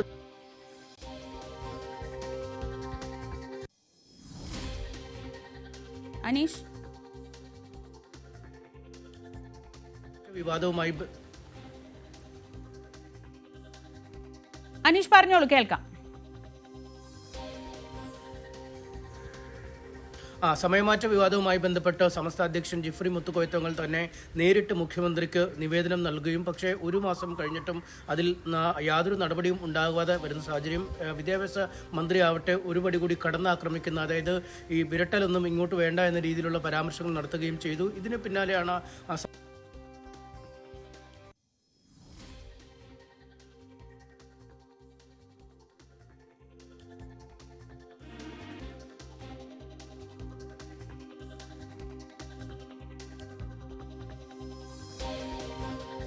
സ്കൂൾ സമയമാറ്റത്തിൽ ഒരു സമവായത്തിലേക്കാണ് കാര്യങ്ങൾ പോകുന്നത്. സർക്കാരും സമസ്തയും തമ്മിൽ ഒരു സമവായ ചർച്ച അധികം വൈകാതെ ഉണ്ടാകും. അനീഷ് തുടരുന്നുണ്ട്. അനീഷ് പറഞ്ഞോളൂ. ഇത്തരത്തിൽ സമസ്ത അധ്യക്ഷൻ വിദ്യാഭ്യാസ മന്ത്രിക്കെതിരെ ആഞ്ഞടിച്ച ഒരു സാഹചര്യത്തിലാണ് പെട്ടെന്ന് തന്നെ സർക്കാർ ഇതിലെ അപകടം തിരിച്ചറിയുകയും ഇങ്ങനൊരു ചർച്ചയ്ക്ക് ഒരു സന്നദ്ധത അറിയിക്കുകയും ചെയ്തിരിക്കുന്നത്. നേരത്തെ ഈ സമസ്തയിലെ ഒരു വിഭാഗം മാത്രം, പ്രത്യേകിച്ചും ലീഗ് അനുകൂലികളായ മദ്രസ മാനേജ്മെന്റ് ബോർഡിലെ ആളുകൾ മാത്രമാണ് ഇത്തരമൊരു സമരപ്രഖ്യാപനവുമായി രംഗത്ത് വന്നത്. അന്നും സമസ്തയിലെ ലീഗ് എതിർ വിഭാഗം അല്ലെങ്കിൽ അനുകൂലികളല്ലാത്തവർ ഒരു ചർച്ചയിലൂടെ പ്രശ്നം പരിഹരിക്കണമെന്ന ആവശ്യമാണ് മുന്നോട്ട് വെച്ചത്. പക്ഷേ സർക്കാരിന്റെ ഭാഗത്തു നിന്നും അറുത്തുമുറിച്ച ഒരു പ്രതികരണം വന്നതോടുകൂടി ഈ രണ്ട് വിഭാഗങ്ങളും ഒന്നായി സർക്കാരിനെതിരെ നീങ്ങുന്ന ഒരു കാഴ്ചയിലേക്കും കാര്യങ്ങൾ നീങ്ങി. ഇത്തരമൊരു സാഹചര്യത്തിലാണ് സർക്കാർ ചർച്ചയ്ക്ക് വിളിച്ചത്. എന്തായാലും നിവേദനം നിലവിൽ തന്നെ സർക്കാരിന്റെ പക്കലുണ്ട്. അതുകൊണ്ട് സർക്കാർ ഈ ചർച്ചയ്ക്ക് സമയം അറിയിച്ച് വിളിക്കട്ടെ എന്നാണ് സമസ്തയിൽ നിന്നുള്ള പ്രതികരണം. ഇന്ന് ഞായറാഴ്ചയാണ്. തിങ്കൾ ചൊവ്വ ഇത്തരത്തിലൊരു ചർച്ചയ്ക്ക് ക്ഷണിച്ചുകൊണ്ടുള്ള അറിയിപ്പ് എത്തുമെന്നാണ് നമുക്ക് മനസ്സിലാക്കാൻ കഴിയുന്നത്. പക്ഷേ ഈ ചർച്ച നടത്തുമ്പോഴും എത്രമാത്രം തീരുമാനം ഇക്കാര്യത്തിൽ ഉണ്ടാവും എന്നതിനെ കുറിച്ച് ഇപ്പോഴും ഒരു വ്യക്തത സമസ്തയിലെ നേതാക്കൾക്കുമില്ല. കാരണം ഹൈക്കോടതിയുടെ നിർദ്ദേശപ്രകാരമാണ് ഇത്തരത്തിലൊരു സമയമാറ്റം നടത്തിയത്. കുട്ടികൾക്ക് മതിയായ അധ്യയന ദിനം ഉറപ്പുവരുത്തുന്നതിന്റെ ഭാഗമായാണ് ഈ തീരുമാനം നടപ്പിലാക്കുകയും ചെയ്തതെന്ന് വിദ്യാഭ്യാസ മന്ത്രി പറയുന്നു. അയ്യുന്നതിന്റെ ലക്ഷണങ്ങളൊന്നും വിദ്യാഭ്യാസ മന്ത്രിയിൽ നിന്നും പ്രകടമല്ല. സമസ്ത നേതാക്കൾ ആവശ്യപ്പെടുന്നത് ഈ രാവിലത്തെ 15 മിനിറ്റ് എന്നതാണ് മദ്രസ പഠനത്തെ കാര്യമായി ബാധിക്കുന്നത്. അതുകൊണ്ട് ആ സമയം കൂടി വൈകുന്നേരത്തെ 15 മിനിറ്റിനൊപ്പം ചേർത്താൽ 4:15 എന്നത് 4:30 അധ്യയനം അവസാനിപ്പിക്കുന്ന രീതിയിലേക്ക് മാറ്റാം എന്നാണ് സമസ്ത മുന്നോട്ട് വെക്കുന്ന ഫോർമുല. എന്നാൽ സർക്കാർ പറയുന്നതാവട്ടെ ഈ 15 മിനിറ്റാണ് രാവിലെ അധികരിച്ച സമയം ഈ അധ്യയനത്തിന് ഉപയോഗിക്കുന്നത്. ആ സമയം ഈ മദ്രസ പഠനത്തിന്റെ 3 പീരീഡുകളിൽ 5 മിനിറ്റ് വെച്ച് മാറ്റിവെച്ചാൽ 15 മിനിറ്റ് എടുക്കാൻ കഴിയും. അങ്ങനെ വേണം എന്നാണ് സർക്കാർ ആവശ്യപ്പെടുന്നത്. എന്തായാലും ഇരു വിഭാഗവും ചർച്ച ചെയ്ത് പുതിയ മറ്റെന്തെങ്കിലും ഫോർമുല ഉരുത്തിരിയുമെന്ന് നമുക്ക് അറിയേണ്ടതുണ്ട്. എന്തായാലും അടുത്ത ആഴ്ച ഇതിൽ ചർച്ച നടക്കും എന്ന പ്രതീക്ഷയിലാണ് സമസ്ത നേതാക്കൾ ഉള്ളത്. എന്തായാലും ചർച്ചയ്ക്ക് ഒരു വഴി തെളിഞ്ഞ സാഹചര്യത്തിൽ താൽക്കാലികമായി ഈ പ്രക്ഷോഭ പരിപാടികളിൽ നിന്നും വിട്ടുനിൽക്കുന്നു, കുറച്ചു ദിവസത്തേക്ക് വിട്ടുനിൽക്കുന്നു എന്നും സമസ്ത നേതാക്കൾ വ്യക്തമാക്കുന്നു. മറിച്ച് നേരത്തെ പ്രഖ്യാപിച്ച പരിപാടികളുമായി മുന്നോട്ട് പോകും. ഒരു വശത്ത് ഈ പ്രചാരണ പരിപാടികൾ നടത്തുന്നതിൽ നിന്ന് ചെറുതായി വിട്ടുനിൽക്കും എന്നാണ് നേതാക്കൾ അറിയിക്കുന്നത്. ശ്രീജ. ശരി, MS അനീഷ് കുമാറാണ് വിവരങ്ങൾ നൽകിയത് കോഴിക്കോട് നിന്ന്. മറ്റു വാർത്തകളിലേക്ക് വരാം ഇടവേളയ്ക്ക് ശേഷം.